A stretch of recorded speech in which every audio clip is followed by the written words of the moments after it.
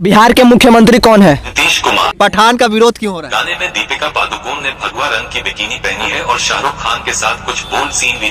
तो दोस्तों आप सबको बता दें कि एक छोटा सा गांव से निकलकर बिहार का लड़का रोबोट तैयार किया है। और आप सबको बता दें कि ये रोबोट जो आप सवाल करेंगे उसका जवाब देगा। जी हाँ दोस्तों, जो सवाल करेंगे उसका जवाब देगा।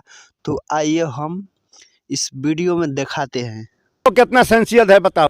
आज नरवा डीह में अधिकतम तापमान 18 और न्यूनतम तापमान 8 की संभावना है। मतलब 8 डिग्री सेल्सियस है अभी।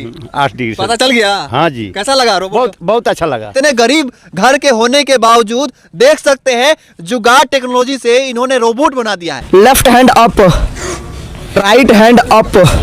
वाह, मोदी जी कब चाय बेच रहे थे? पीएम मोदी बर्थडे, चाय की दुकान पर बीता बचपन, ट्रेनों में बेची चाय, 2001 रहा टर्निंग पॉइंट। अच्छा, ये घर का काम कर लेगा? जी बिल्कुल कर अच्छा, इसको कहेंगे कि पानी लेके आओ तो लेके आ जाएगा? बिल्कुल ला देगा। तो दोस्तों मैं आपसे यही रिक्वेस्ट करूंगा कि ये वीडियो ज़्यादा से ज़्यादा शेयर करना